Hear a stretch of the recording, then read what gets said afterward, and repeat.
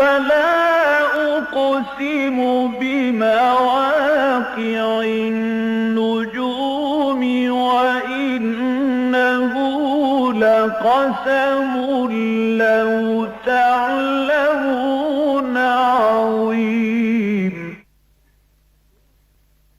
إنه لقرآن كريم في كتاب مكنون لا يمسه إلا المطهرون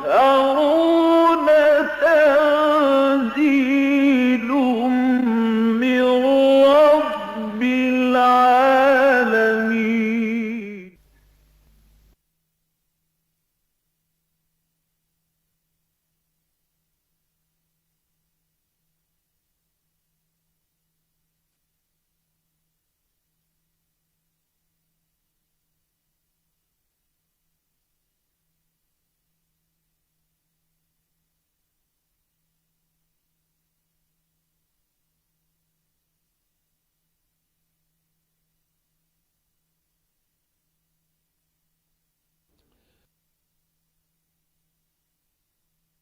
نحمده ونصلي على رسوله الكريم اما بعد فقد قال الله تبارك وتعالى كما ورد في سورة المائدة اعوذ بالله من الشيطان الرجيم بسم الله الرحمن الرحيم يا اهل الكتاب قد جاءكم رسولنا يبين لكم كثيرا مما كنتم تخفون من الكتاب ويعفو عن كثير قد جاءكم من الله نور وكتاب مبين يهدي به الله من اتبع رضوانه سبل السلام ويخرجهم من الظلمات إلى النور بإذنه ويهديهم إلى صراط مستقيم لقد كفر الذين قالوا إن الله هو المسيح ابن مريم قل فمن يملك من الله شيئا إن أراد أن يهلك المسيح ابن مريم وأمه ومن في الأرض جميعا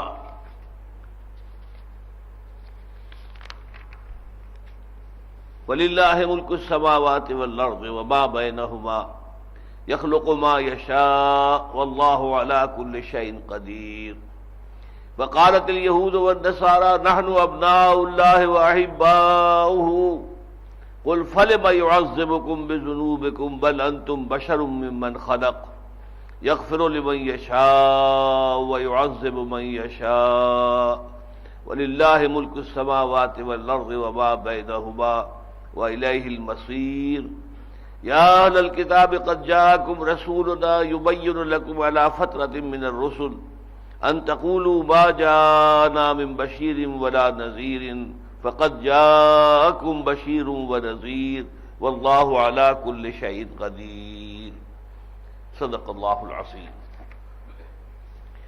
رب اشرح لي صدري ويسر لي امري واحلل عقدة من لساني يفقهوا قولي اللهم ربنا الهمنا رشدنا واعذنا من شرور انفسنا اللهم ارنا الحق حقا وارزقنا اتباعه وارنا الباطل باطلا وارزقنا اجتنابه آمین یا رب العالمین۔ یہ عرض کیا جا چکا ہے کہ سورہ مائدہ کے پہلے دو رکوعوں میں خطاب امت مسلمہ سے ہے اور شریعت اسلامی کے بعض قوانین کا بیان ہوا ہے تکمیلی مرحلے میں۔ اس کے بعد کے دو رکوعوں میں خطاب اہل کتاب سے ہے۔ ابھی یہ تیسرا رکوع جو ہے وہ مسلسل چل رہا ہے۔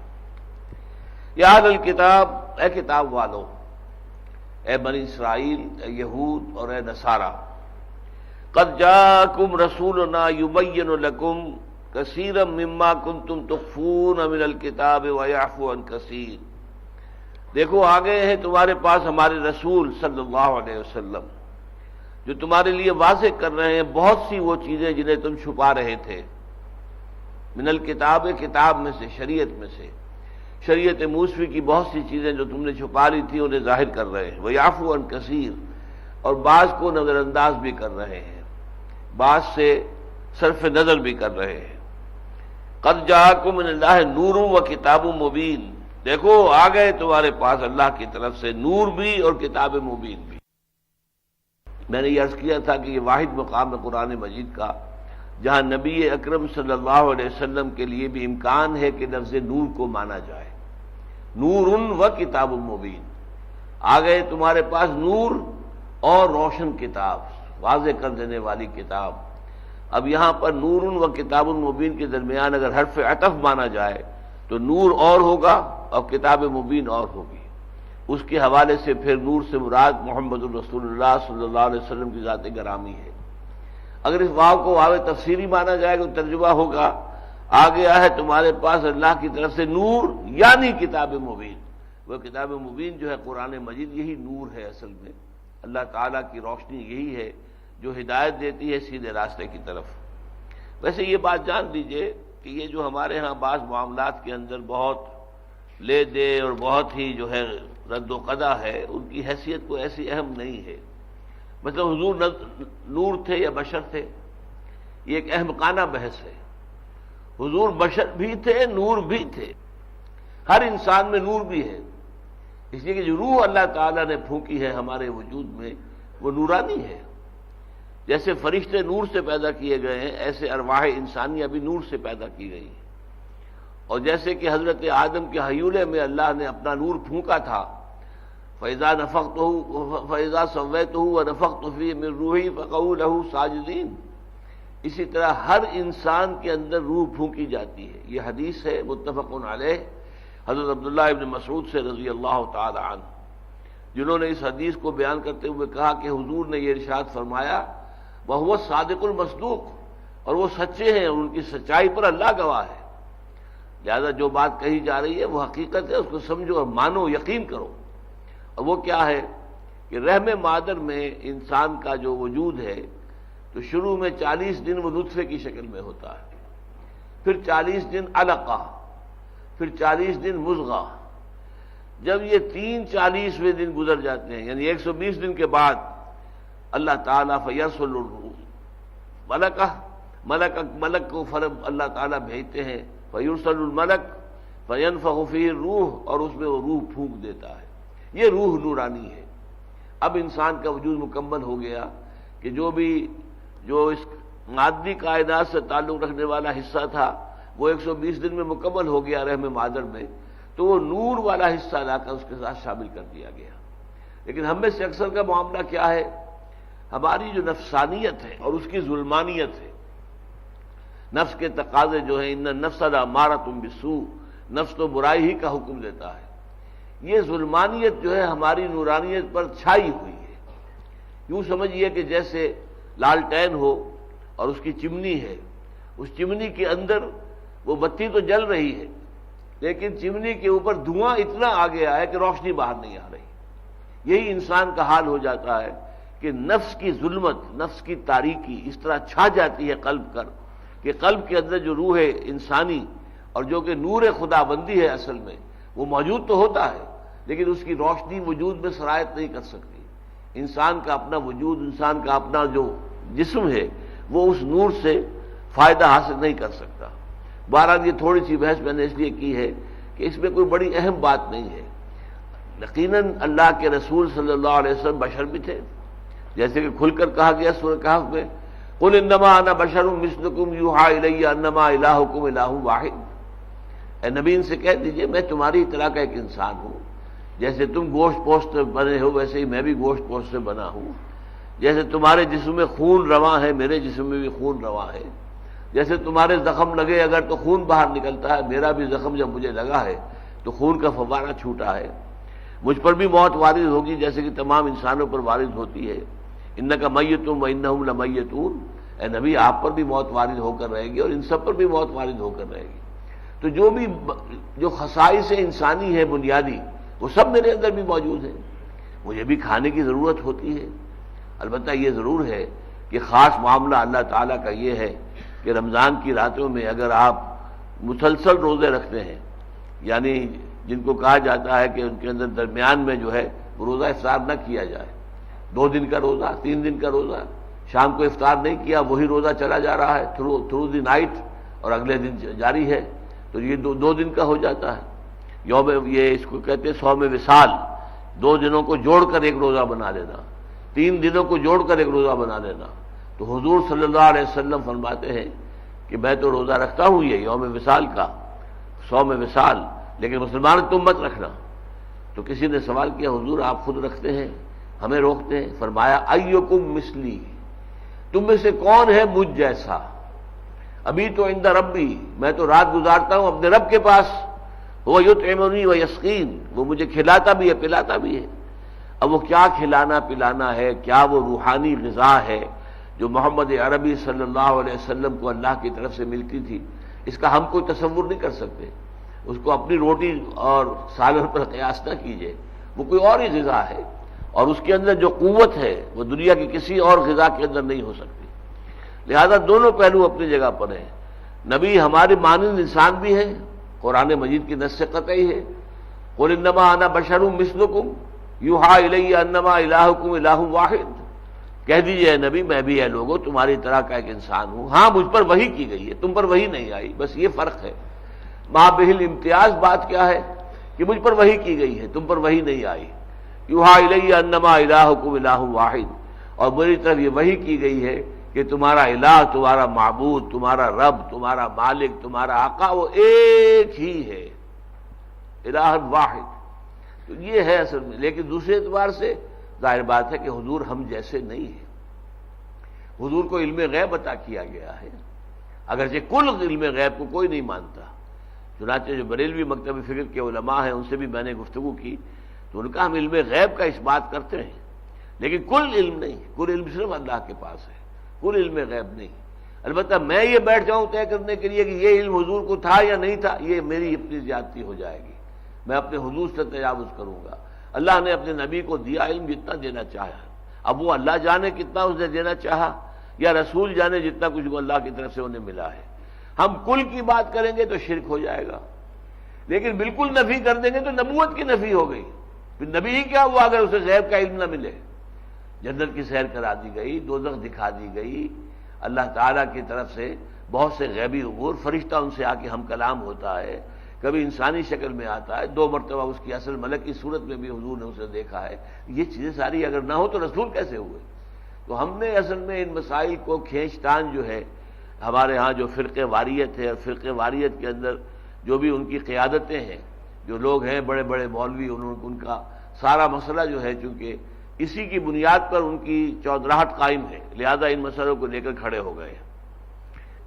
رسول یبین لکم کثیرا مما کنتم تخفون من الکتاب ویعفو عن کثیر قد جاءکم من اللہ نور وکتاب مبین یہدی بہ اللہ من اتبع رضوانہ، ہدایت دیتا ہے اس نور کے ذریعے سے، یہدی بہ اللہ، اللہ تعالیٰ ہدایت دیتا ہے اس نور کے ذریعے سے، من اتبع رضوانہ، اس شخص کو کہ جو اس کی رضا جوئی کا طالب ہے، جو رضا چاہتا ہے، جو رضا کے تابع رہنا چاہتا ہے۔ سبل السلام، سلامتی کے راستے جو ہے اللہ تعالیٰ ان کی رہنمائی فرماتا ہے۔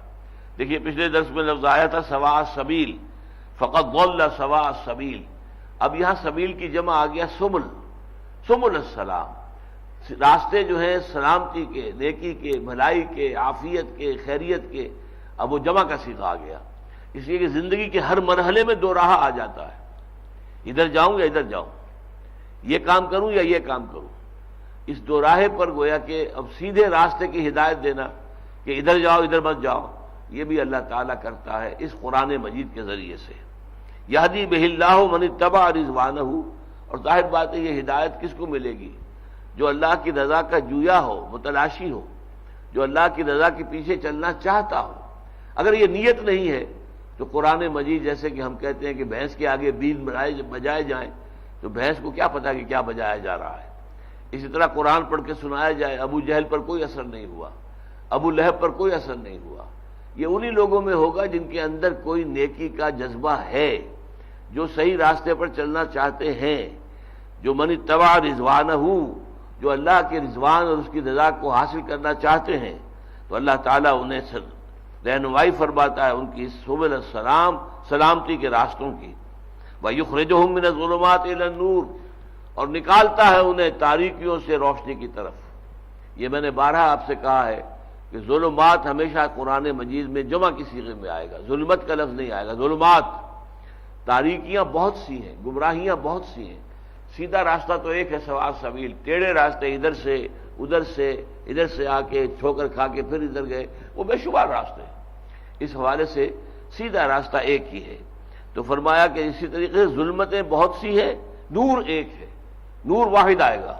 من الظلمات الی النور، اللہ تعالیٰ نکالتا ہے انہیں تاریکیوں سے روشنی کی جانب، باذن ہی، اپنے حکم سے، اپنے امر سے۔ وَيَهْدِيهِمْ إِلَىٰ صِرَاطٍ مُّسْتَقِيمٍ، اور ہدایت دیتا ہے انہیں سیدھے راستے کی، وہی سوا سبیل یا صراط سوی، یہ مختلف اصطلاحات جو آئی ہیں قرآن مجید میں، یہ میں آپ کے سامنے رکھ چکا ہوں پچھلے درس میں۔ اب اس کے بعد ایک مضمون آ رہا ہے بہت اہم ہے، عیسائیوں کے بارے میں۔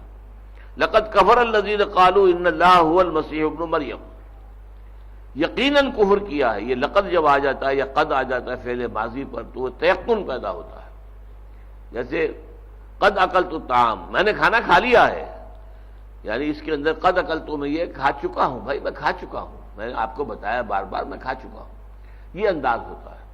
تو یہ بات سمجھ لیجئے کہ لقد کفر الذین قالوا ان اللہ هو المسیح ابن مریم، یقیناً کفر کر چکے ہیں وہ لوگ کہ جنہوں نے یہ کہا ہے کہ اللہ ہی مسیح ابن مریم ہے، اللہ ہی نے مسیح ابن مریم کی شکل اختیار کر دی ہے۔ یہ جو حقیقت و اقسام شرک پر میری تقاریر ہیں، ان میں بڑی تفصیل کے ساتھ یہ بات آتی ہے کہ فلسفیانہ مذاہب جیسے ہندو مت ہے، یا جیسے رومن جو ان کے عقائد تھے، یا جو گریک لوگ تھے ان کی مائتھولوجی تھی، اس میں جو چیزیں آتی ہیں وہ اس میں متعدد شکلیں ہیں، انتہائی گمراہ کن باتیں۔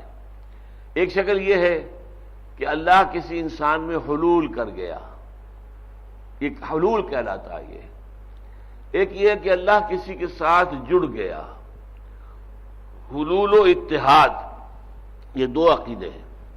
حلول و اتحاد ایجاب محال است، کہ در وحدت خودی دوئی عین زلال است، وجود اگر ہوگا دو چیزوں کا تب اتحاد ہوگا نا، میرے اس ہاتھ کا اس ہاتھ کے ساتھ اتحاد ہو گیا، دو ہاتھ ہونے ضروری ہے، اتحاد ایک چیز کا تو نہیں ہو سکتا۔ تو حلول کوئی شے ہوگی جو حل ہوگی، اور کوئی چیز ہوگا کہ جو حل کرے گا اپنے اندر، کوئی ایسا چیز ہوگی، جیسے چینی پانی میں حل ہو گئی، تو پانی پہلے سے موجود تھا، محلول چینی ہے، اور محل جو حل کر لیتی ہے اپنے اندر وہ پانی ہے۔ تو یہ دو چیزیں ہو گئی، گویا کہ توحید ختم ہو گئی۔ چاہے آپ نے وہ عقیدہ بنا لیا کہ یہ حلول ہے یا اتحاد ہے، حلول و اتحاد ایجاب محال است، کہ در وحدت اللہ کی تو توحید ہے، دوئی عین زلال است، یہ دو کا تصور ہو جانا ہی تو گمراہی ہے۔ دو گمراہی ہو گیا، دو چیزیں مل گئی، یا ایک چیز دوسرے کے اندر حل ہو گئی۔ ایک دوسرا ان کا نقطہ نظر کیا ہے؟ اوتار، خدا خود کسی انسان کی شکل میں نیچے اتر آئے۔ ایک تو یہ ہے کہ خدا نے خود اس پورے کائنات کی شکل اختیار کر دی ہے، ہموست پینتھیزم، یہ بھی بدترین شرک ہے۔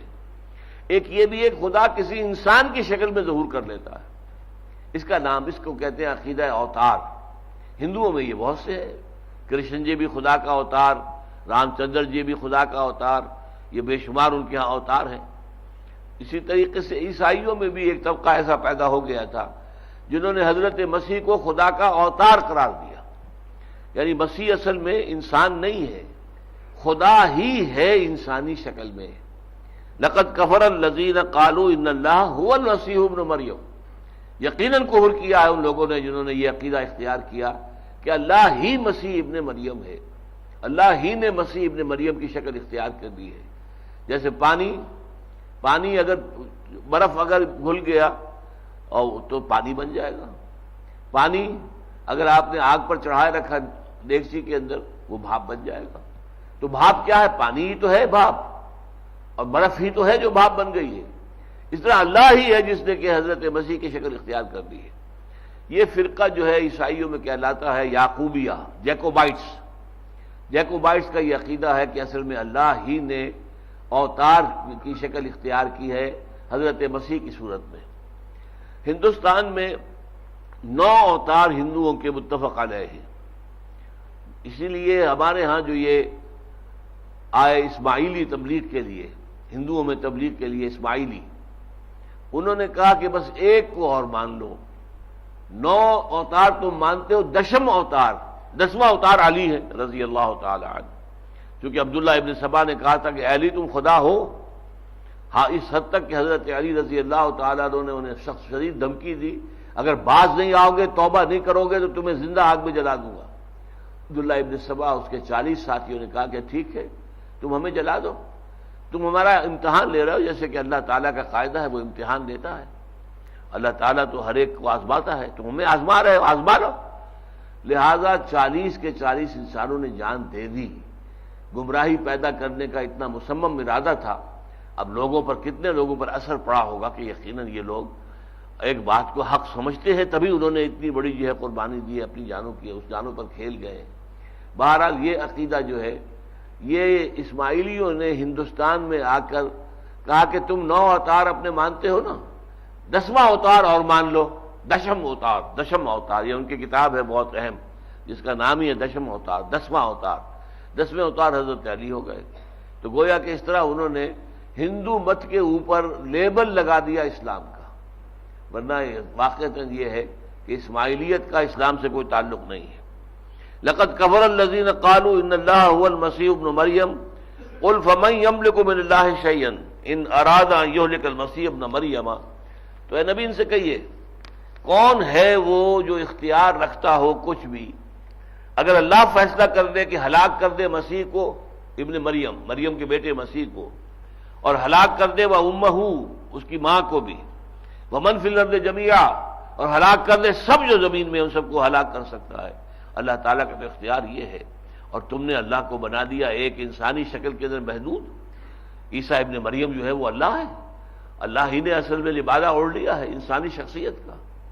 فرمایا وَلِلَّهِ مُلْكُ السَّمَاوَاتِ وَالْأَرْضِ وَمَا بَيْنَهُمَا، اور آسمان ہی کے لیے، اللہ ہی کے لیے ہے بادشاہی، آسمانوں کی بھی اور زمین کی بھی، وما بینہما، اور جو کچھ ان دونوں کے مابین ہے، آسمانوں اور زمین کے مابین جو بھی کچھ ہے وہ اللہ تعالیٰ کی بادشاہی کے اندر ہے، اللہ کی حکومت کے اندر ہے، اللہ کے حکم کے تابع ہے۔ تمام یہ سورج اور چاند اور سیارے اور یہ ساری گیلیکسیز اللہ کے حکم کی تابع ہے، اور یہ سب کی سب اللہ تعالیٰ کی ملکیت ہے۔ زمین گردش کر رہی ہے تو اللہ کے حکم سے کر رہی ہے، ہم تو اسے روک نہیں سکتے۔ سورج گردش کر رہا ہے اللہ کے حکم سے کر رہا ہے، ہم نہ اسے روک سکتے ہیں، نہ اس کی رفتار بڑھا سکتے ہیں، نہ گھٹا سکتے ہیں۔ لہذا پوری کائنات پر تو سکہ اس کی بادشاہت کا رواں ہے، ہر چیز اس کے حکم کے تابع ہے، اس کے قانون کے مطابق چل رہی ہے۔ کل یجری، ہر چیز جو ہے لاجل مسمى، ایک وقت معین تک کے لیے تیرتی رہی ہے۔ کل فی فلک یسبحون، ہر شے جو ہے وہ اپنے اپنے مدار میں حرکت کر رہی ہے، تیر رہی ہے۔ یخلق ما یشاء، وہ جو چاہتا ہے پیدا کرتا ہے۔ یعنی اب اصل جو ان کی رگ ہے، دکھتی ہوئی رگ کو چھیڑا ہے۔ تم صرف اس لیے مسیح کو کہہ رہے ہو کہ یہ اللہ ہے کہ وہ بن باپ کے پیدا ہوا؟ اللہ کا اختیار ہے جو چاہے پیدا کرے، بن باپ بن ماں کے جو چاہے پیدا کر دیں۔ حضرت مسیح کے ہاتھوں تمہیں اتنا بڑا معجزہ دکھا دیا کہ انہوں نے گارے کا ایک پرندہ بنایا، پھونک ماری اور اڑتا ہوا پرندہ ہو گیا۔ تو حضرت مسیح کے ہاتھوں یہ تم نے معجزہ دیکھ لیا، تو اللہ جو چاہے بنائے، بغیر باپ کے پیدا کر دینا اس کے لیے کوئی مشکل کام نہیں۔ یخلق ما یشاء، وہ تو تخلیق کرتا ہے جو چاہتا ہے، اس کی تخلیق، اس کی خلاقی کی قوت جو ہے وہ لامحدود ہے۔ واللہ علی کل شیء قدیر، اور اللہ ہر چیز پر قادر بھی ہے۔ جب وہ پیدا کرتا ہے تو اس پر قدرت بھی رکھتا ہے۔ الا یعلم من خلق، جس نے پیدا کیا کیا اسی کو علم نہیں ہوگا کہ اس میں کیا میں نے رکھا ہے؟ اللہ تعالیٰ ہر انسان کی ہر شے سے واقف ہے، اس کے رگ رگ سے واقف ہے۔ تو اسی طریقے سے اللہ تعالیٰ ہر شے کا قادر ہے، ہر ایک پر اس کی قدرت ہے، اس کا حکم چل رہا ہے۔ وقالت الیہود والنصارى نحن ابناء اللہ واحباؤہ، اور کہتے ہیں یہ یہودی اور عیسائی ہم تو اللہ کے بیٹوں کے مانند ہیں، بلکہ لفظی ترجمہ ہوگا ہم تو اللہ کے بیٹے ہیں۔ واحباؤہ، اور اس کے بڑے محبوب ہیں، چہیتے ہیں، لاڈلے ہیں۔ یہ کانسیپٹ یہود میں بہت زیادہ ہے۔ یہود کے ہاں یہ کہ we are the chosen people of the Lord, ہم تو اللہ کے چنے ہوئے لوگ ہیں، اللہ نے ہمیں منتخب کیا ہوا ہے۔ ایک حد تک ان کی بات صحیح بھی ہے، قرآن مجید نے بار بار کہا ہے وفضلناکم، ہم نے تمہیں فضیلت دی ہے، علی العالمین، تمام جہان والوں پر۔ یا بنی اسرائیل اذکروا نعمتی التی انعمت علیکم وانی فضلتکم علی العالمین، اے بنی اسرائیل یاد کرو میرے اس انعام کو جو تم پر ہوا ہے کہ میں نے تمہیں تمام جہان والوں پر فضیلت دی ہے۔ تو ایک تو بنیاد تھی بھی، اور اس کا سبب کیا ہے؟ پوری دنیا میں جب شرک کا اندھیرا تھا، گھٹا ٹوپ اندھیرے، بت پیچھے جا رہے ہیں، آسمانی جو ہیں سیارے ستارے ان کی پرستش ہو رہی ہے، بادشاہوں کی پرستش ہو رہی ہے، بادشاہوں کے سامنے سجدے کیے جا رہے ہیں، ہر نوع کا شرک جب تھا، یہ قوم اللہ کے فضل سے شرک سے محفوظ رہی ہے۔ واحد قوم ہے دنیا کی جس نے شرک نہیں کیا۔ صرف ایک تھوڑے سے عرصے کے لیے ایک خاص زمانے میں حضرت عزیر کو علیہ الصلوۃ والسلام انہوں نے خدا کا بیٹا قرار دیا، لیکن بیٹا بھی ابن کا لفظ استعمال کیا ہے۔ ابن جو ہے قرآن مجید میں عربی زبان میں کسی بھی تعلق کے لیے آ جاتا ہے۔ ابن السبیل، راستہ چلنے والا مسافر، اس کے معنی یہ تو نہیں کہ یہ راستے کا بیٹا ہے۔ ابن الوقت، ایک شخص ہے جس کے کوئی اصول نہیں ہے، جو بات دیکھی کہ میرے نفع میں ہے اس کو اختیار کر لیا، جو چیز دیکھا کہ نقصان ہے، چاہے کل تک اس کے اوپر ایمان تھا، چھوڑ دیا۔ ابن الوقت ہے، یہ تو وقت کا بندہ ہے، وقت کا غلام ہے، تو وقت کا بیٹا تو وہ نہیں ہوتا۔ تو ابن کا لفظ جو ہے وہ مختلف قسم کی جو تعلقات ہوتے ہیں، مختلف قسم کی علائق، ان سب کے اوپر اس کا اطلاق ہو جاتا ہے۔ ابن السبیل، ابن الوقت، اس معنی میں انہوں نے ابن اللہ کہا۔ وقالت الیہود العزیر ابن اللہ، حضرت عزیر علیہ الصلوۃ والسلام کو اللہ کا بیٹا کہا گیا، لیکن یہ بھی ایک محدود وقت میں اور محدود تعداد میں لوگوں کا عقیدہ ہوا تھا۔ بحیثیت مجموعی یہ جو اس کی تاریخ جو ہے کم سے کم 4000 برس کی تاریخ سے تو ہم واقف ہیں۔ ویسے تو 4500 برس کی تاریخ جو ہے تورات کے اندر ان کی لکھی ہوئی ہے، حضرت ابراہیم سے لے کر آج تک 4500 برس، 4500 برس ہو چکے ہیں، اور وہ تاریخ لکھی ہوئی ہے۔ لیکن یہ ہے کہ یہ تاریخ جو ہے جب سے کہ تورات انہیں دی گئی تھی 1400 قبل مسیح میں، اس سے لے کر حضور تک 2000 برس ہوئے، پھر یہ 1400 برس اور ہو گئے، 3400-3500 سال کی تاریخ تو ان کی پوری ریکارڈڈ ہے۔ اس نے عرصے طویل اتنی تاریخ کے اندر انہوں نے کبھی شرک نہیں کیا، کبھی بت پرستی نہیں کی، کبھی کوئی بت جو ہے ان کے معبدوں میں، ان کے سینیگوگز میں نہیں رکھے گئے۔ ان سین، ایک خدا کہ جو غیر مرئی ہے، دیکھا نہیں جا سکتا، جس کی کوئی شکل نہیں ہے، جس کی کوئی صورت نہیں ہے، وہ خدا، اس کے ماننے والے رہے۔ تو لہذا ان کو ایک طرح کی یہ ترجیح رہی ہے، فضیلت رہی ہے پوری نوع انسانی پر۔ لیکن انسان کی سوچ دیکھیے الٹی ہو جاتی ہے، بجائے اس کے کہ اس پر اللہ کا شکر ادا کرے، یہ مقام و مرتبہ عطا ہوا ہے تو اس کا شکریہ ادا کرے اور اس کا پھر حق ادا کرے۔ اگر اللہ نے ہدایت تمہیں دی ہے تو ہدایت دوسروں تک پہنچاؤ، اللہ نے تمہیں علم دیا ہے تو علم جو ہے دوسروں تک پہنچاؤ۔ انہوں نے الٹا بس یہ گمان ہو جاتا جی ہم تو پھر بخشے بخشائے ہیں، ہم تو اللہ کے بیٹے ہیں، اللہ کے چہیتے ہیں، اللہ کے لاڈلے ہیں، گویا کہ بخشے بخشائے ہیں۔ یہ الٹا تصور ہے، اور یہی تصور ہوا جو آج مسلمانوں میں ہے۔ امت مرحوم، امت مرحوم، امت مرحوم، وہ امت جس پر رحمت ہے، کہاں رحمت ہے آج؟ آج تو تمہاری پکڑ ہو رہی ہے، تمہاری مرمتیں ہو رہی ہے، صحیح لفظ تو ہے، ٹھکائی ہو رہی ہے مسلمانوں کی۔ کیا ہو رہا ہے فلسطین کے اندر، کیا ہو رہا ہے کشمیر کے اندر؟ روزانہ خبر پڑھ لیتے، آج 8-10 کشمیری شہید کر دیے گئے، ایک آدھ کوئی اہلکار بھی مارا گیا، ان کا واصل جہنم ہوا، باقی 8-10-15-20 جو ہے وہ کشمیری شہید ہو گئے۔ یہی فلسطین کے اندر ہو رہا ہے، چچنیا میں ہو رہا ہے، کوسوو میں ابھی ہوا ہے، اس سے پہلے بوسنیا میں بڑے پیمانے پر ہوا ہے، لاکھوں جو آدمی قتل کر دیے گئے افغانستان کے اندر، لاکھوں انسان قتل ہو چکے ہیں، اور یہ عراق کے اندر، یہ سارا کیا ہو رہا ہے؟ یہ اللہ کے بیٹے ہونے اور امت مرحوم ہونے کی علامت ہے۔ میرا تو تھیسس یہ ہے کہ اس وقت امت مسلمہ عذاب الہی کی گرفت میں ہے، اس لیے کہ اللہ کا قانون یہ ہے جس قوم کو وہ اپنی کتاب عطا کر دے اور اپنی شریعت عطا کر دے، حضرت موسیٰ کے ذریعے تورات عطا کر دی گئی بنی اسرائیل کو، شریعت موسوی عطا کر دی گئی، وہ قوم زمین پر اللہ کی نمائندہ بن جاتی ہے۔ ان کو دیکھ کر لوگ اللہ کو پہچانیں گے، ان کو دیکھ کر لوگوں کو ہدایت ملے گی اللہ کی طرف۔ ان کو دیکھ کر لوگ حقیقت کو پہچانیں گے کہ شریعت کیا ہے، کیا کرنا چاہیے، قانون کیا ہونا چاہیے۔ لیکن اگر وہی قوم بد عملی اختیار کر لے، ان کا عمل کا رویہ اور ہو جائے، تو گویا کہ وہ مس ریپرزینٹ کر رہی ہے اللہ کو، اللہ کی غلط نمائندگی کر رہی ہے، تو وہ کافروں سے بڑھ کر اللہ کی نگاہوں میں مقبول ہو جاتی ہے۔ پھر ان پر عذاب آتے ہیں، بلکہ دنیا میں عذاب انہی پر آتے ہیں۔ یا تو عذاب آتے تھے جو اب نہیں آئے گا کسی پر، یا وہ عذاب آتے تھے کہ کسی قوم کی طرف رسول بھیج دیا، رسول نے دعوت کے تمام اسلوب اختیار کر لیے، ہر طریقے سے بات سمجھا دی، پوری طرح مبرہن کر دی، واضح کر دی، پھر بھی قوم اگر بحیثیت مجموعی کفر پر اڑی رہی تو وہ قوم ہلاک کر دی گئی۔ اسے ہم کہتے ہیں عذاب استیصال، جڑ سے اکھیڑ کر کسی پودے کو پھینک دینا، ایسے ہی وہ قوم جو ہے اس کی جڑ جو ہے کاٹ دی گئی۔ قطع دابر القوم الذین کفروا، ان کافروں کی جو قوم تھی ان کی جڑ کاٹ دی گئی، اور وہ نسیم منسیہ ہو گئے، کأن لم یغنوا فیہا، ایسے ہو گئے جیسے تھے ہی نہیں۔ جیسے قوم نوح، ان میں سے صرف اہل ایمان بچا لیے گئے جن سے بعد میں قوم عاد وجود میں آئی، لیکن فی الوقت جو ہے پوری قوم نوح جو ہے وہ غرق کر دی گئی۔ قوم ہود، عاد، قوم سمود، قوم صالح علیہ الصلوۃ والسلام، اسی طریقے سے حضرت شعیب جس قوم کی طرف بھیجے گئے مدین، حضرت موسیٰ بھیجے گئے، آل فرعون غرق کیے گئے۔ یہ اللہ کا عذاب آیا ان پر جن پر رسول بھیج دیے گئے، اور رسولوں کے ذریعے سے حقیقت واضح کر دی گئی، اور حق کو پہنچانے کا حق ادا کر دیا گیا۔ پھر بھی وہ کفر پر اڑے رہے تو پھر عذاب استیصال۔ البتہ دوسرے عذاب جو ہیں دنیا میں کافروں پر نہیں آتے، وہ تو آخرت میں آئیں گے، جب ان کا محاسبہ ہوگا اجتماعی طور پر، پھر ان کا جو ہے جہنم کے اندر جھونکے جائیں گے۔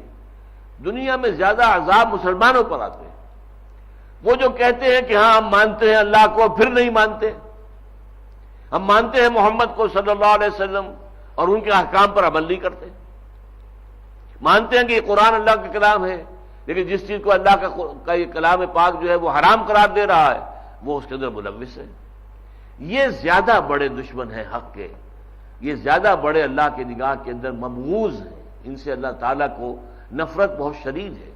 اسی لیے وہ آیت میں نے آپ کو سنائی ہے بارہا، آیت نمبر 85 سورہ بقرہ، افتؤمنون ببعض الکتاب وتکفرون ببعض، تم مسلمان ہو، تمہیں پوری شریعت کو ماننا چاہیے، اللہ کی پوری کتاب پر تمہارا ایمان ہونا چاہیے، یہ کیا ہے؟ کچھ اعمال تو تم نے اختیار کر لیے، اب آپ دیکھیں گے طوفان آیا ہوا ہوگا، عمرے کے لیے لوگ عمرے جا رہے ہوں گے، حج کا عمرہ، جو رمضان مبارک کا عمرہ جو ہے وہ کس قدر لوگ جائیں گے، لیکن یہ کہ ان کے اپنے کردار میں اسلام ہے، ان کی کمائی اسلام کے مطابق ہے، ان کے کاروبار اسلامی احکام کے مطابق چلتے ہیں، وہ معلوم ہوگا بالکل برعکس ہے۔ تو عمرے کر رہے ہیں، حج کر رہے ہیں، نمازیں میں اور آپ پڑھ رہے ہیں، لیکن اپنی زندگی کو دیکھیں کہ اپنے بقیہ زندگی کے اندر ہم نے اللہ کے احکام کی پیروی کی ہے، اللہ کے حلال کے اوپر اکتفا کی ہے، اللہ کے حرام میں منہ مارنے سے اپنے آپ کو روکا ہے۔ جب یہ شکل ہے، افتؤمنون ببعض الکتاب وتکفرون ببعض فما جزاء من یفعل ذلک منکم، تو کوئی سزا نہیں ہے اس کی جو یہ حرکت کرے گا کہ دین کا کچھ حصہ قبول اور دین کا کچھ حصہ رد، دین کا کچھ حصہ سر آنکھوں پر اور کچھ حصہ پاؤں تلے رون دیا جائے، تو اس کی کوئی اور سزا اس کے سوا نہیں ہے کہ دنیا میں ذلیل و خوار کر دیے جائیں۔ وہ یوم القیامت یردون الی اشد العذاب، نوٹ کیجئے لفظ، اور قیامت کے دن شدید ترین عذاب میں جھونک دیے جائیں، وہ شدید ترین عذاب جو منافقین کا حصہ ہے۔ ان المنافقین فی الدرک الاسفل من النار، یہ سورہ نساء میں ہم یہ آیت پڑھ چکے ہیں، زیادہ عرصہ نہیں ہوا، کہ منافق جو ہیں حالانکہ وہ مدعی ہوں گے کہ ہم تو مسلمان ہیں، عبداللہ ابن ابی کہے گا میں تو محمد کے پیچھے نمازیں پڑھتا رہا ہوں صلی اللہ علیہ وسلم، پہلی صف میں کھڑے ہو کر نماز پڑھتا تھا، لیکن تھا منافق۔ لہذا منافقین کے لیے جہنم کا سب سے نچلا طبقہ اللہ نے مخصوص کر رکھا ہے، ان المنافقین فی الدرک الاسفل من النار۔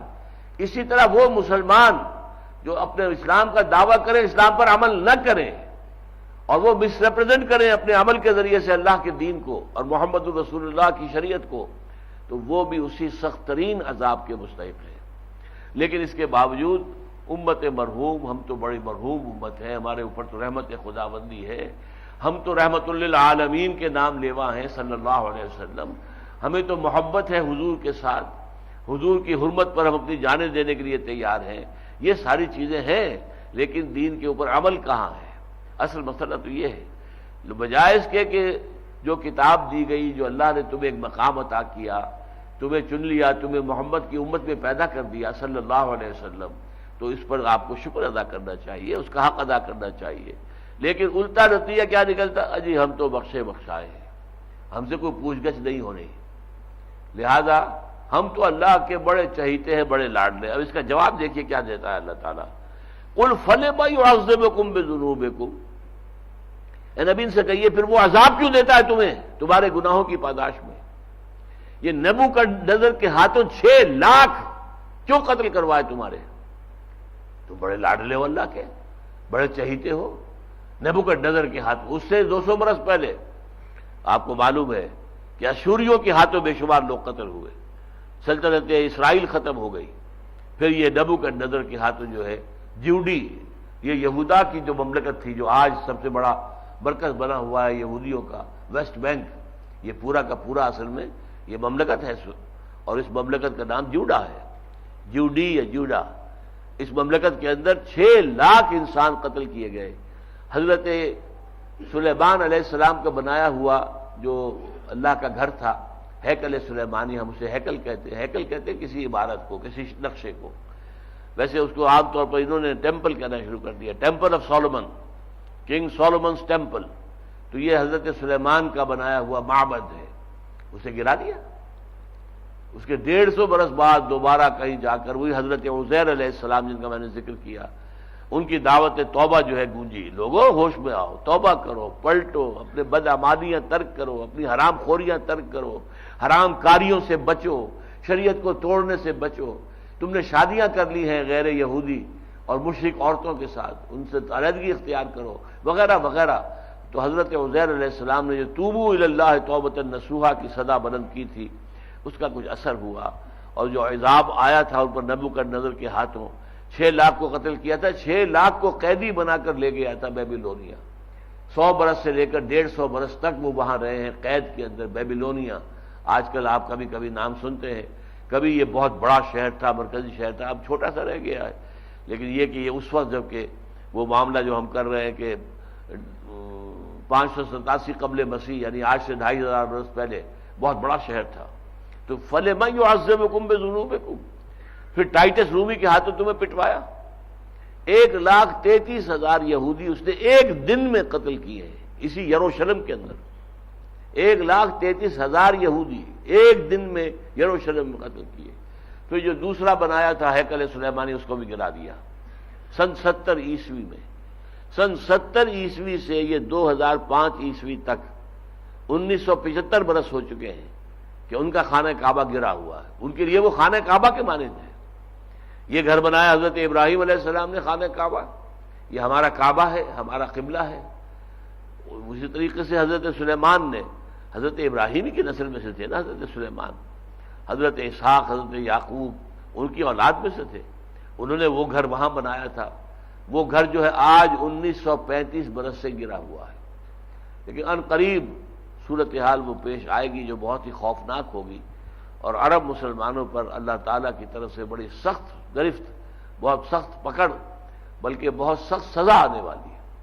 اگر یہودیوں کی سزاؤں کا تذکرہ کیجئے تو نبوکدنضر بڑی پرانی شے نظر آتا ہے، 2500 سال پرانا. ٹائٹس رومی جو ہے وہ بھی 1935 سال پرانا. لیکن یہ جو تقریباً 60-70 سال پہلے، 60 برس پہلے جو جرمنی اور پولینڈ وغیرہ کے اندر 6 ملین 60 لاکھ یہودی قتل کیے گئے، یہ ساری سزائیں اللہ نے دی. کیوں دی؟ تمہاری بدعمالیوں کی وجہ سے. تم کوئی اللہ کے لاڈلے نہیں ہو. اللہ نے فضیلت تمہیں عطا کی تھی، لیکن فضیلت جس بنیاد پر تھی وہ بنیاد تم نے ڈھا دی. اب فضیلت کہاں رہ جائے گی؟ تمہیں فضیلت دی تھی توحید کے بل پر، تمہیں فضیلت دی تھی شریعت کے پر عمل کرنے کی بدولت. تم نے وہ دونوں چیزیں ڈھا دی، تو اب ظاہر بات ہے کہ تمہارے لیے اب اللہ کے ہاں کوئی شے نہیں. اب یہ اپنے صرف مگن رہو، پدرم سلطان بود، پدرم سلطان بود، پدرم سلطان بود. سننے والے تو یہی کہیں گے توراچے، میرا باپ سلطان ہوتا تھا، سلطان تھا، بادشاہ تھا، بادشاہ کا. ارے بھائی تم کیا ہو؟ تمہاری حیثیت کیا ہے؟ تمہارا باپ تو سلطان ہوگا، بادشاہ ہوگا، ایمپرر ہوگا، جو بھی ہوگا، اور تم کیا ہو؟ تم اپنی بات بتاؤ۔ پیش کر غافل عمل کوئی اگر دفتر میں ہے تو یہ بات کہی جا رہی ہے، وقالت اليہود والنصارى نحن ابناء اللہ واحباؤہ، کہتے ہیں یہ یہودی اور نصارہ عیسائی، ہم اللہ کے بیٹے ہیں اور اس کے بڑے چہیتے، بڑے لاڈلے ہیں۔ قل فلم يعذبكم بذنوبكم، تو کہہ دیجئے کہ پھر تمہیں کیوں عذاب دیتا ہے اللہ تمہارے گناہوں کی پاداش میں۔ میں نے یہودیوں کے اوپر جو گناہ کے بڑے بڑے دور آئے وہ گنوا دیے، بین ہی یہی دور، یوں سمجھیے کہ کاربن کاپی کی طرح یہی سارے ادوار امت مسلمہ پر آ چکے ہیں۔ ان پر ایشورینز کا حملہ ہوا تھا، ہم پر کروسیڈرز کا 200 برس تک، لہر کے بعد ایک لہر، اس کے بعد ایک اور طوفان، ویوز آفٹر ویوز، یورپ سے کہاں سے، فرانس اور جرمنی اور ادھر یہاں تک کہ برطانیہ سے، یورپ سے بھی باہر بیٹھا ہوا برطانیہ، وہ یورپ کے اندر اس بانی میں شامل نہیں، ایک علیحدہ جزیرہ ہے۔ کہاں سے لوگ آئے، انہوں نے حملے کیے اور مسلمانوں کی شدید پٹائی ہوئی۔ 88 برس تک بیت المقدس پر عیسائیوں کا قبضہ رہا۔ یہ ہوا کہ نہیں ہوا؟ اس کے کچھ ہی عرصے کے بعد اگلی صدی کے وسط میں پھر جو تاتاریوں کے ہورڈز آف تاتاریز، یہ جو ان کے آئے ہیں ہجوم کے ہجوم، اور بڑی بڑی فوجیں آئی ہیں جو انہوں نے ہلاکت مچائی ہے۔ خوارزم شاہ کی ساری حکومت، یوں سمجھیے کہ جو خراسان تھا، خراسان قدیم، اس کی اینٹ سے اینٹ بچا دی۔ افغانستان کی بھی کافی تباہی ہوئی، ہندوستان میں بھی قدم رکھا تھا لیکن بس ایک جنگ کے بعد واپس چلے گئے تھے۔ کچھ اللہ کا بڑا فضل ہوا تھا ہندوستان پر اس وقت، اس لیے کہ بہت نیک بادشاہ تھے اس وقت ہندوستان میں۔ یہ جو سلاطین تھے، غلام جو خاندان غلاماں جو ہے، ان کے حکمران بہت نیک تھے۔ قطب الدین ایبک، شمس الدین التتمش، غیاث الدین بلبن، بڑے زوردار، بہت نیک، بہت متقی یہ لوگ بادشاہ تھے۔ چنانچہ جو ایک بادشاہ کا معاملہ آتا ہے اس کے لیے تو یہ کہ وہ قطب الدین بختیار کاکی رحمۃ اللہ علیہ کا مرید تھا اور خلیفہ مجاز تھا، التتمش۔ جب خواجہ بختیار کاکی، یہ خلیفہ تھے شیخ معین الدین اجمیری رحمۃ اللہ علیہ کے، اور مرشد تھے بابا فرید گنج شکر رحمۃ اللہ علیہ جو ہمارے پاس پاک پٹن میں دفن ہے۔ تو یہ ایک سلسلہ ہے، شیخ معین الدین اجمیری رحمۃ اللہ علیہ، خواجہ بختیار کاکی رحمۃ اللہ علیہ، پھر بابا فرید گنج شکر رحمۃ اللہ علیہ، پھر نظام الدین، یہ دہلی کے اندر۔ بہرحال یہ لمبا سلسلہ ہے، چشتیہ سلسلہ۔ تو جب ان کا انتقال ہو گیا، اب نماز جنازہ کھڑی ہے اور ایک وصیت پڑھ کر سنائی گئی کہ وصیت کی ہے خواجہ بختیار کاکی رحمۃ اللہ علیہ نے کہ میری نماز جنازہ وہ شخص پڑھائے گا جس نے کبھی عمر بھر زنا نہ کیا ہو، جس نے کبھی بھی جو موقدہ سنتیں ہیں وہ ترک نہ کی ہو، کبھی بھی عصر کی نماز کے ساتھ سنتیں نہ چھوڑی ہوں، کبھی بھی جو تکبیر تحریمہ ہے وہ اس سے محروم نہ رہا ہو، نماز میں اول لمحے سے شامل۔ اب سارے مجمع پر سناٹا طاری ہو گیا کہ کون شخص ہوگا کہ جس میں یہ چار چیزیں پوری ہو جائیں۔ تو بادشاہ نکلا پھر پہلی صف سے، مارا رسوا کر دی، اے فوت ہونے والے تو نے مجھے رسوا کر دیا، میری نیکی کا پردہ چاک کر دیا۔ میری نیکی ہے، میں اپنے عبادے میں لپٹا ہوا تھا، جو بھی نیکی تھی میرے اور رب کے درمیان تھی، تو نے اس کا چرچا کر دیا، مارا رسوا کر دی۔ نماز جنازہ انہوں نے پڑھائی۔ تو میں سمجھتا ہوں کہ انہی بادشاہوں کی برکت تھی کہ ہندوستان میں آئے ہیں ذرا ایک دفعہ، لیکن غالباً بلبن ہی کے بیٹے نے انہیں شکست دی ہے، پھر وہ واپس نہیں آئے۔ باقی ایران سارا تباہ و برباد کیا انہوں نے، عراق تباہ و برباد کیا۔ قتل عام جو ہوا ہے بغداد کے اندر، اس کے بارے میں تو آپ جو ہے حساب ہی نہیں کر سکتے کتنے لوگ قتل کیے گئے۔ آخری بادشاہ جو تھا بنو عباس کا، مستعصم باللہ، اس کو محل کے اندر سے گھسیٹ کر لائے ہیں، جانور کی ایک کھال کے اندر لپیٹ کر اور رستے میں ڈال دیا اور گھوڑے دوڑا دیا ان کے اوپر۔ یہ انجام ہوا ہے خلیفہ، بنو امیہ کا خلیفہ، آخری خلیفہ وہی تھے بنو امیہ کے۔ بہرحال اللہ تعالیٰ کی طرف سے یہ عذاب آتے ہیں، چاہے کوئی قوم اپنے آپ کو سمجھتی ہو کہ ہم بڑے چہیتے ہیں، بڑے لاڈلے ہیں، ہم تو کچھ بھی ہیں لیکن تیرے محبوب کی امت میں ہے، لہذا محبوب کی امت میں ہونا گویا کہ ہمارا بہت بڑا کریڈٹ ہے، اور ہمارا جو ہے اس کے اوپر ہمارا بڑا استحقاق بنتا ہے کہ ہمیں تو جہنم میں نہ ڈالا جائے، ہم سے محاسبہ نہ کیا جائے۔ فرمایا وقالت الیہود والنصارى نحن ابناء اللہ واحباؤہ قل فلم یعذبکم بذنوبکم بل انتم بشر ممن خلق، نہیں تم بھی ایسے ہی انسان ہو جیسے کہ اس نے اور پیدا کیے ہیں۔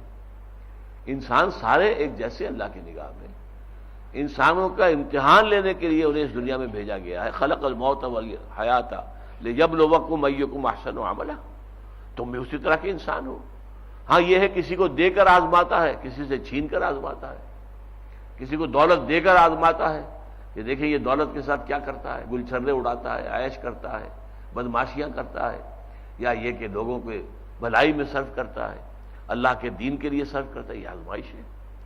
کسی کو فقر کے ذریعے سے آزماتا ہے کہ یہ اللہ کا شکوہ تو نہیں کرنے بیٹھ جاتا، شکایت تو نہیں زبان پہ لاتا کہ اللہ نے میرے ساتھ کیا کیا، مجھے 2 وقت کی روٹی بھی پوری طرح میسر نہیں ہے۔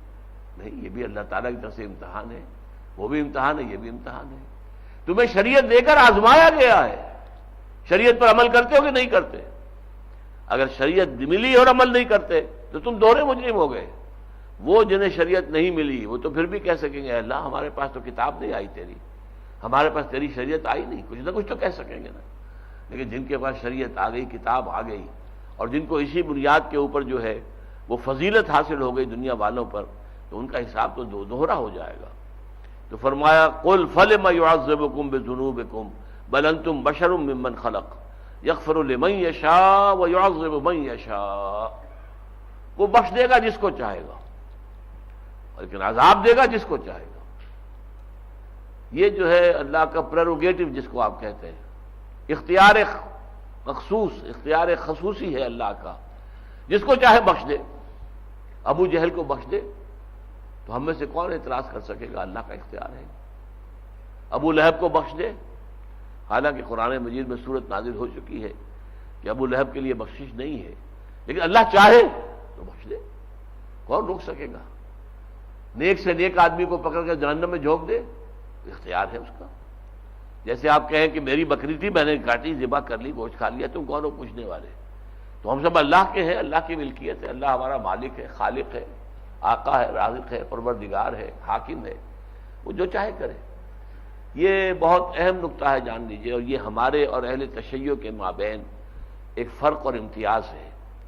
اہل تشیع اور جو خارجی خوارج اور معتزلہ، ان تینوں کو کہا جاتا ہے اصحاب العدل۔ یہ کہتے ہیں اللہ پر عدل کرنا واجب ہے،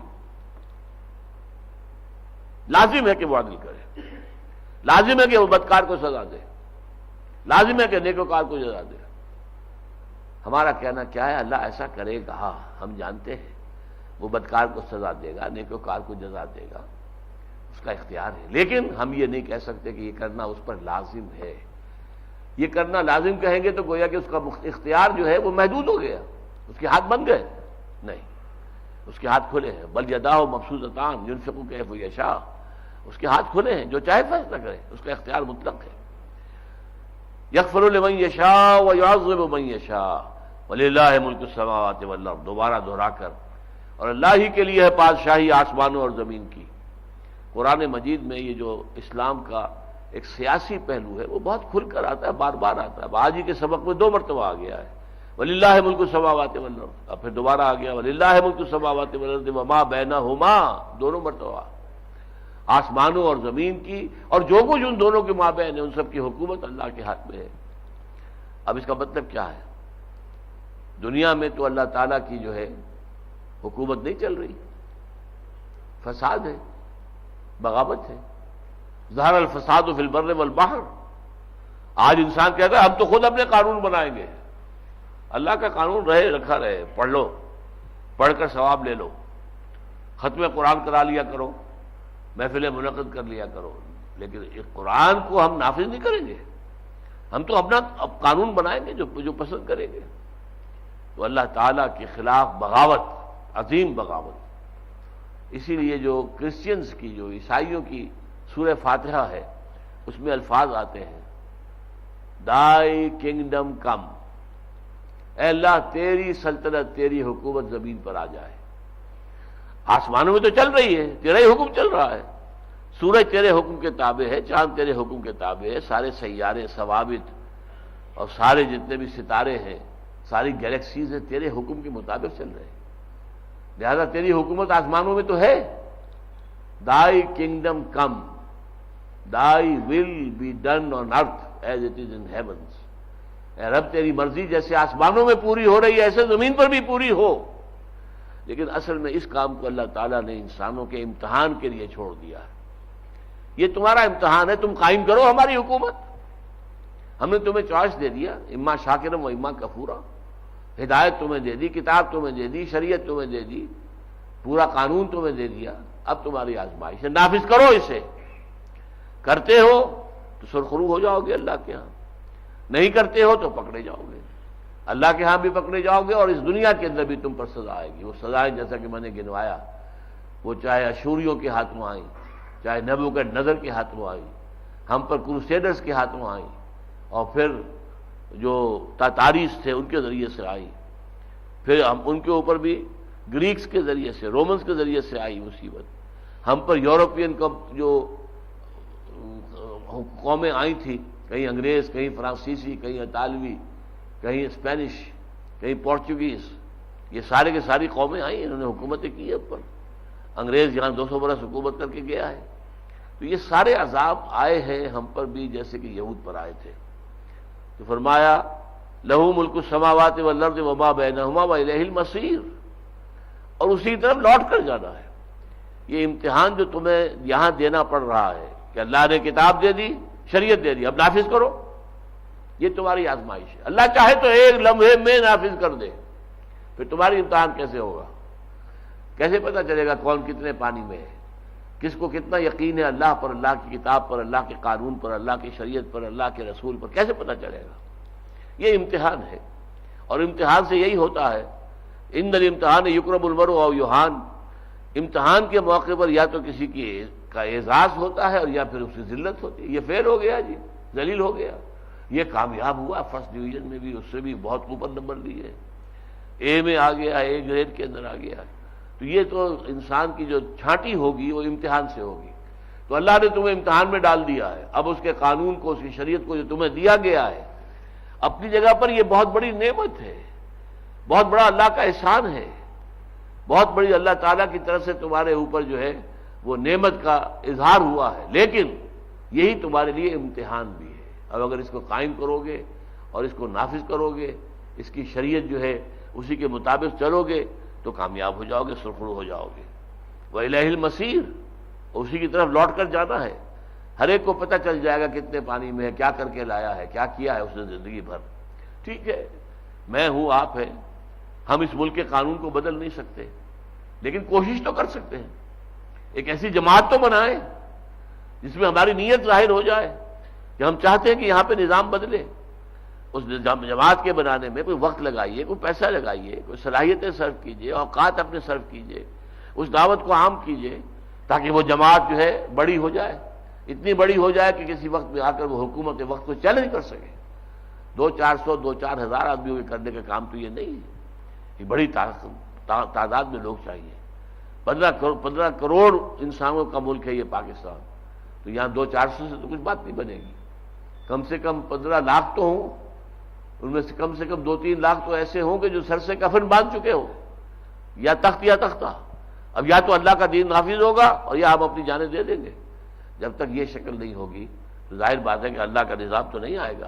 الیہ المصیر. اب آخر میں پھر کلوزنگ کی جا رہی ہے. یا اہل الکتاب، اے کتاب والو، قد جاءکم رسولنا یبین لکم علی فترۃ من الرسل. دیکھو آ گیا ہے تمہارے پاس ہمارا رسول صلی اللہ علیہ وسلم، علی فترۃ من الرسل، رسولوں کے سلسلے کے عارضی طور پر بند ہو جانے کے بعد. یہ بات نوٹ کر لیجئے، حضرت عیسیٰ علیہ السلام سے پہلے کوئی دن ایسا نہیں گزرا ہے انسان کے اوپر کہ کوئی نہ کوئی نبی دنیا کے کسی نہ کسی کونے میں موجود نہ ہو. اور سب سے بڑی یہ رحمت ہوئی ہے بنی اسرائیل پر کہ 1400 برس تک سلسلہ نبوت اس ایک خاندان کے اندر ختم نہیں ہوا. حضرت موسیٰ اور ہارون دو ایک وقت میں، ان دو سے جو سلسلہ چلا ہے تو حضرت عیسیٰ اور حضرت یحییٰ علیہ السلام ان دو پر آ کر ختم ہوا. ان دونوں کے درمیان، چاروں کے درمیان، دو ادھر دو ادھر 1400 برس کا فصل ہے. ان 1400 سالوں میں کوئی ایک وقت نہیں تھا ایسا، کوئی ایک دن بھی ایسا نہیں تھا کہ نبی موجود نہ ہو. یہ حضور کی حدیث ہے، بخاری شریف کے اندر ہے، کانت بنو اسرائیل تسوسهم الانبیاء کلما ہلک نبی خلفہ نبی. بنی اسرائیل کے جو قومی معاملات تھے، جو حکومت اور جو ریاست کے معاملات تھے، وہ انبیاء کے ہاتھ میں ہوتے تھے. جیسے حضرت داؤد علیہ السلام بادشاہ تھے، حضرت سلیمان علیہ السلام بادشاہ تھے. جیسے ہی کوئی بادشاہ یا نبی فوت ہوتا تھا ویسے ہی اس کی جگہ دوسرا نبی آ جاتا تھا. یہ سلسلہ ٹوٹا ہی نہیں.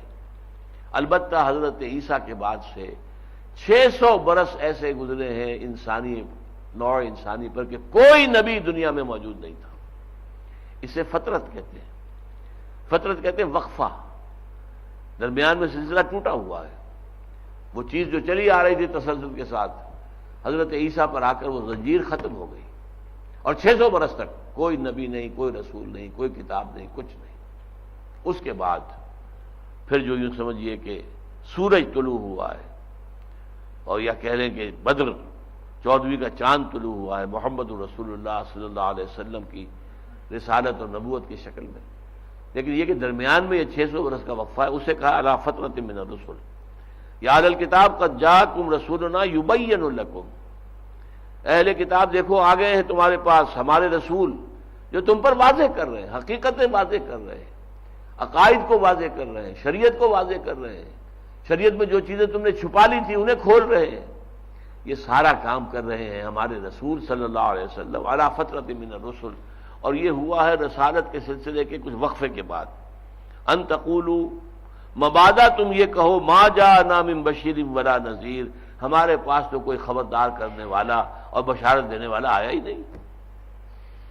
کیونکہ 600 برس گزر گئے یا 500 برس گزر گئے. کچھ لوگوں نے 100 برس قبل یہ الفاظ کہے ہوں گے، ما جاءنا من بشیر ولا نذیر، ہمارے پاس تو نہ کوئی بشیر آیا نہ نذیر آیا، نہ کوئی بشارت دینے والا نبی نہیں آیا. ایک سلسلہ نبوت کا جو ہے یہ فترت نبوت اور رسالت 600 برس تک.